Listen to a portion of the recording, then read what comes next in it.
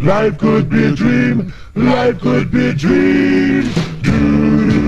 Warahmatullahi wabarakatuh. Perkenalkan, nama saya Usatun Hasanah dari Prodi Perbankan Syariah semester 3 dengan MPM 20113060. Di sini saya akan menjelaskan materi puasa tentang segi keilmuan. Yang pertama, puasa menurut teologi.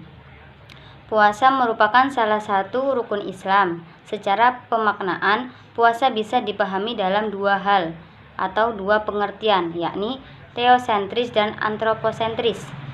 Puasa dalam bahasa teosentris merupakan suatu ibadah yang menahan diri untuk tidak makan dan minum mulai terbitnya fajar sampai terbenamnya matahari. Tetapi lebih dari itu, puasa juga mengandung pesan sosial atau social message yang luhur. Puasa bukan hanya ibadah madhoh yang hanya berorientasi vertikal atau teosentris, tetapi juga horizontal atau antroposentris.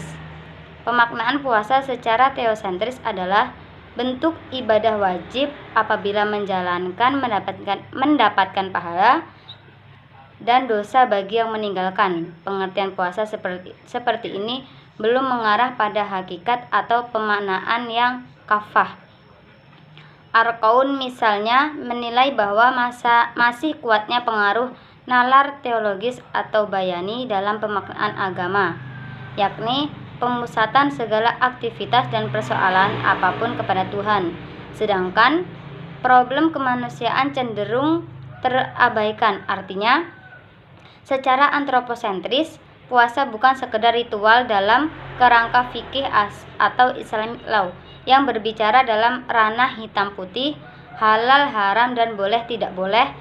Puasa merupakan sarana menumbuhkan kesadaran untuk melakukan pembacaan agama secara antroposentris, yakni agama sebagai kemaslahatan manusia, bukan sebaliknya. Pemaknaan puasa yang berpusat pada manusia sejalan dengan misi profetik para nabi, yaitu pembebasan manusia dari segala bentuk hegemoni dan ketertindasan. Kehadiran Islam yang dibawa Rasulullah SAW dengan perangkat ritusnya ditujukan untuk pembebasan manusia atas dasar kemanusiaannya. Yang kedua, puasa menurut histori. Hadis tentang puasa Ramadan. Sejarah puasa Ramadan juga bisa dijelaskan melalui beberapa hadis yang mengatakan bahwa puasa Ramadan adalah amalan wajib umat Islam. Yang pertama, dari hadis riwayat Ahmad Nasai dan Baihaqi dalam Su'abul Iman, disahihkan oleh Al-Albani dalam Sahihul Jam'i.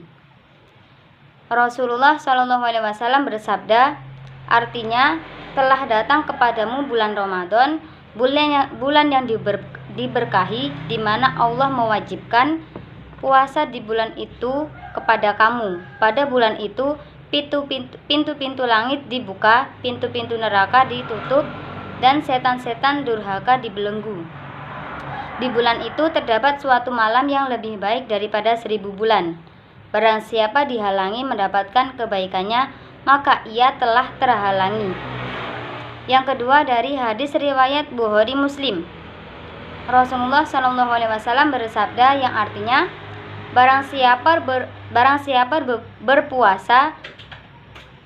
berpuasa di dalam bulan Ramadan karena iman dan mengharapkan pahala, maka akan diampuni dosa-dosanya yang telah lalu.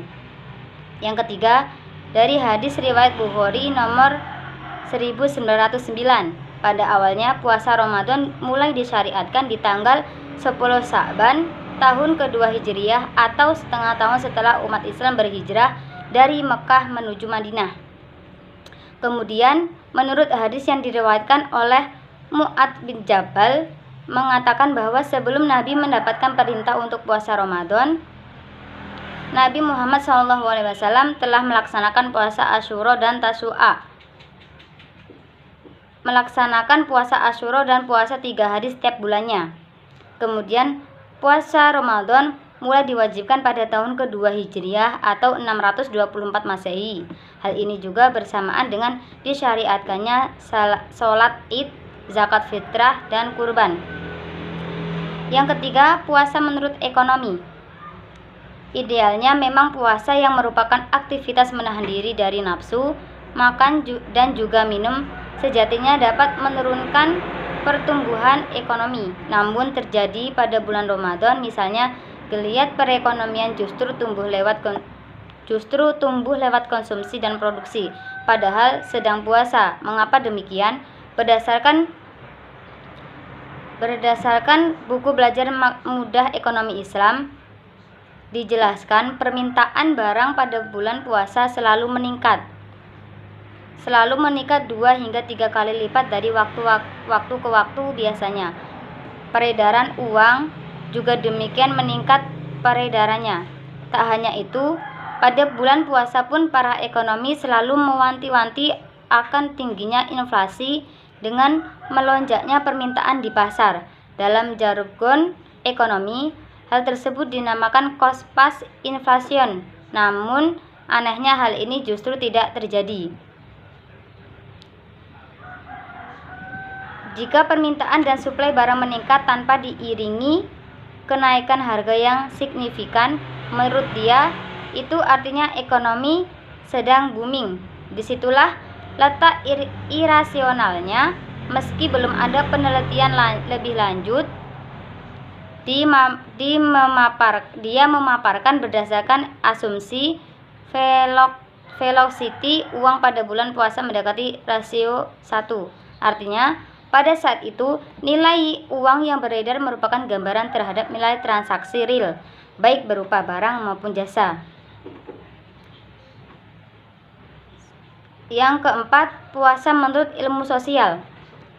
Setiap memasuki Ramadan, serta-merta kita akan merasakan adanya perubahan suasana religius dalam diri kita baik secara lahir maupun batin. Puasa Ramadan merupakan perwujudan dari sebagai proses untuk menjadi manusia yang sempurna atau insan kamil. Sejarah pun mencatat bahwa Ramadan merupakan titik balik peradaban manusia, yakni ketika Nabi Muhammad SAW memperoleh pencerahan spiritual dalam peristiwa di Gua Hira. Beliau mampu merombak tatanan sosial di masyarakatnya dalam waktu singkat, yakni dalam kurun waktu 22 tahun. Nabi Muhammad mampu memperjuangkan tatanan kehidupan sosial yang baru, yakni sistem kehidupan yang egaliter dan menjunjung tinggi nilai-nilai keadilan. Hal itu yang membuat Michel Heart menempatkan beliau menjadi tokoh yang berpengaruh dalam sejarah. Di balik makna spiritual Ramadan, kewajiban sosial esensial Muslim adalah berpuasa. Sebagai umat Islam, kita merasakan makna tersirat dari ibadah yang kita lakukan.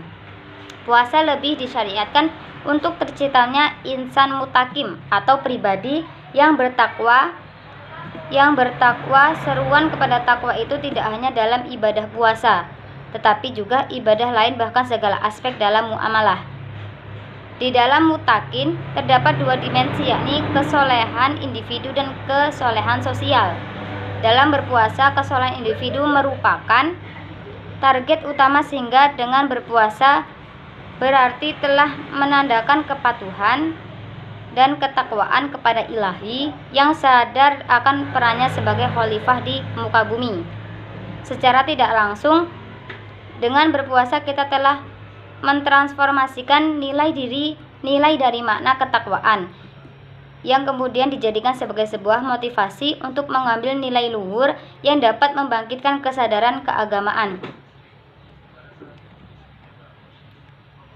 Kesolehan sosial dalam berpuasa merupakan tindakan kritis untuk membangun tatanan sosial yang lebih baik. Banyak hal yang dapat dilakukan, misalnya dalam konteks penanggulan kemiskinan. Harus dipertanyakan ibadah puasa seorang muslim apabila tidak ada perubahan dalam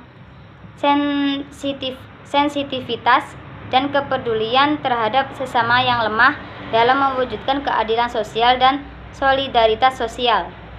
Itu menandakan kurangnya kesadaran spiritual bahwa mereka yang mampu merupakan rahmat bagi mereka yang lemah, sedangkan wujud penegakan keadilan yang paling berpengaruh di masyarakat pada bidang ekonomi. Kesalahan sosial dalam solidaritas sosial sebenarnya erat kaitnya dengan kesolehan individual. Jika secara spiritual puasa membawa pengaruh positif dan sikap keagamaan dalam arti individunya, maka rasa kemanusiaannya pun akan besar. Begitu pula sebaliknya, jika puasa tidak membawa pengaruh terhadap aspek spiritual, maka aspek sosialnya pun akan kecil. Yang kelima yaitu puasa menurut ilmu biologis. Puasa sangat bermanfaat untuk menjaga kesehatan tubuh, baik kesehatan jasmani maupun rohani. Karena dengan berpuasa maka pola makan menjadi lebih teratur. Permasalahan dalam penelitian ini adalah bagaimana puasa menurut perspektif biologi dalam kajian metabolisme tubuh yang berhubungan dengan kesehatan. Tipe penelitian yang digunakan adalah deskriptif kualitatif. Penulis menggunakan metode studi kepustakaan dengan membaca, mempelajari, dan meneliti buku yang berkaitan dengan objek yang digunakan ataupun sumber pustaka lainnya. Teknik yang digunakan adalah dengan mengemukakan sumber dengan membacanya dan menarik kesimpulan. Hasil penelitian menunjukkan bahwa puasa dalam perspektif biologi meliputi yang pertama, mengistirahatkan organ-organ pencernaan. Yang kedua, membersihkan tubuh dari racun, kotoran, dan ampas. Yang ketiga, meningkatkan sistem kekebalan tubuh. Yang keempat, menciptakan keseimbangan elektrolit di dalam lambung. Yang kelima, memperbaiki fungsi hormon. Yang keenam, meningkatkan fungsi organ reproduksi. Yang ketujuh, meremajakan atau mempercepat regenerasi sel-sel tubuh. Yang kedelapan, meningkatkan fungsi fisiologis organ tubuh. Dan yang kesembilan, meningkatkan fungsi syaraf. Sedangkan puasa menurut perspektif biologi dalam kajian metabolisme tubuh yang berhubungan dengan kesehatan meliputi yang pertama, keseimbangan anabolisme dan katabolisme. Yang kedua, tidak akan mengakibatkan pengasaman dalam darah. Yang ketiga, tidak berpengaruh pada sel darah manusia. Yang keempat, puasa pada penderita diabetes tipe 2 tidak berpengaruh. Yang kelima, pengaruh pada ibu hamil dan menyusui. Yang keenam, pengaruh pada janin saat ibu hamil berpuasa. Yang ketujuh, penularan glukosa dan berat badan. Yang kedelapan, pengaruh pada fungsi kelenjar gondok atau tiroid. Yang kesembilan, pengaruh pada hormon progesteron. Yang kesepuluh, bermanfaat bagi jantung. Yang kesebelas, memperbaiki dan merestorasi fungsi dan kinerja sel. Yang ke-12, sangat efektif meningkatkan konsentrasi urin dalam ginjal serta meningkatkan kekuatan osmosis urin. Yang ke-13, dalam keadaan puasa dapat meningkatkan sistem kekebalan tubuh. Yang ke-14, penurunan berbagai hormon, salah satu rahasia hidup jangka panjang. Yang ke-15, bermanfaat dalam pembentukan sperma. Yang ke-16, bermanfaat untuk penderita radang persendian atau encok atau rematik.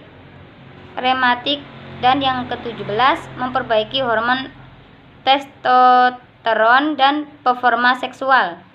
Yang ke-18, memperbaiki kondisi mental secara bermakna. Dan yang terakhir ke-19, peningkatan komunikasi psikososial baik dengan Allah dan sesama manusia. Cukup dari saya akhiri. Wassalamualaikum warahmatullahi wabarakatuh.